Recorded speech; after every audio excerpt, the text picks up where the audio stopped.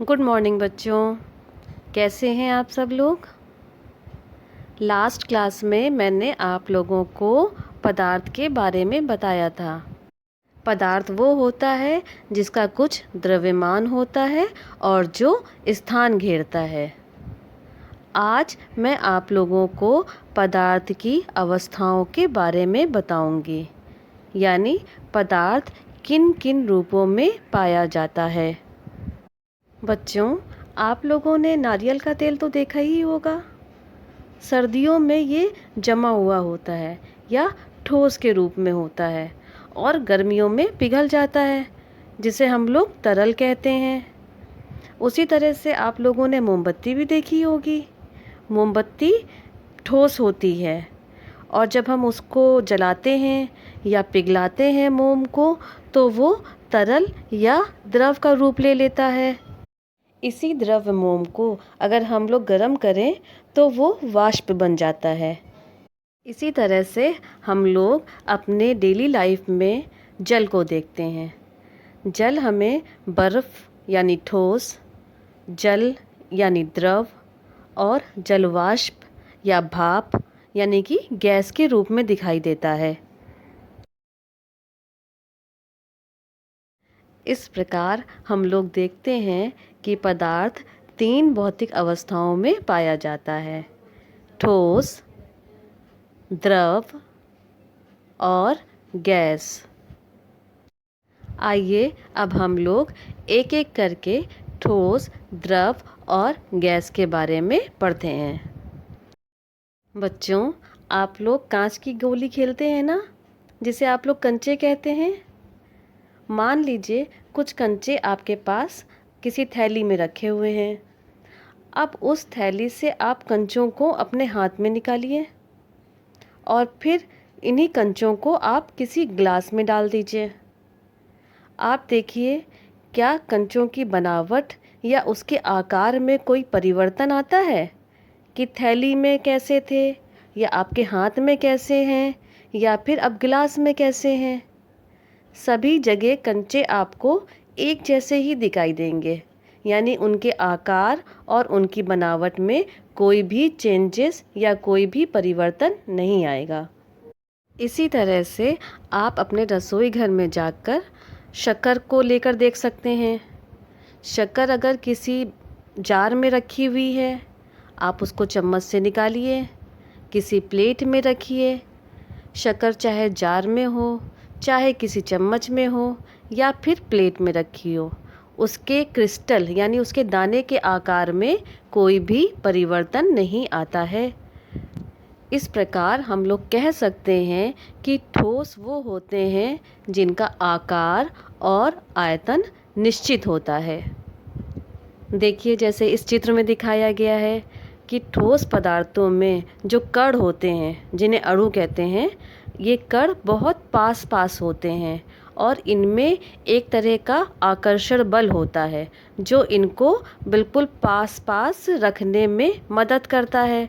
और ये आकर्षण बल बहुत अधिक होता है, जिसकी वजह से ये एक साथ बंधे रहते हैं और इसी कारण ठोस पदार्थों का आकार और आयतन दोनों निश्चित होता है।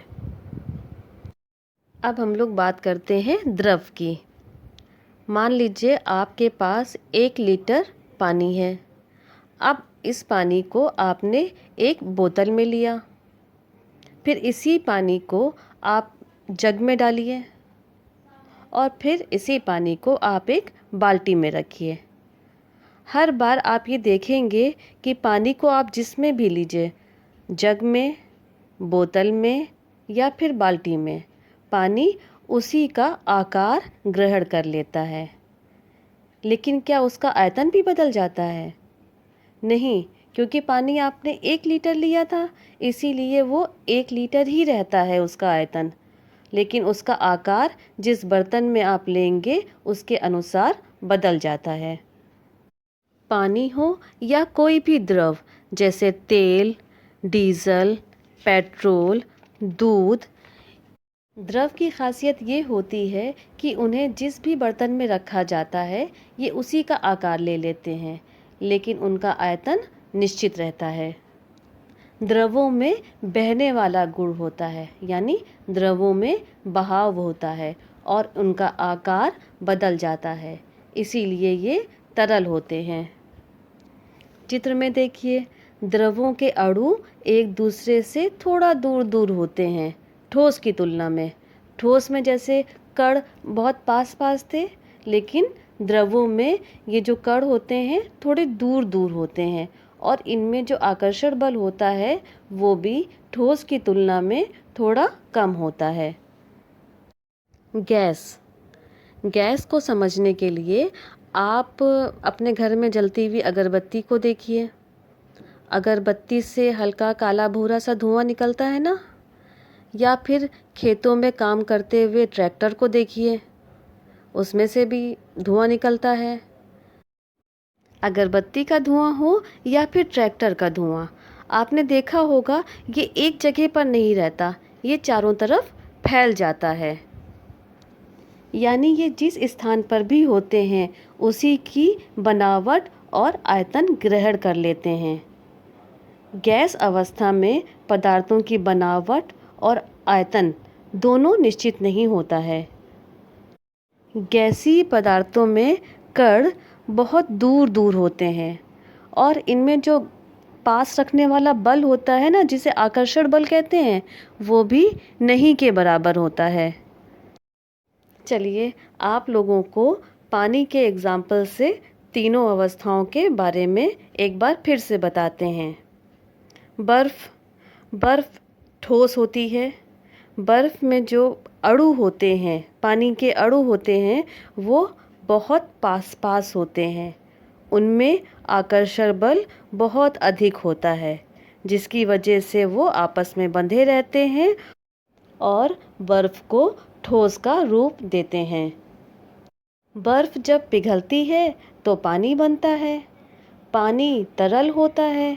अगर हम उसको गिलास में रखेंगे तो वो गिलास का आकार ले लेता है।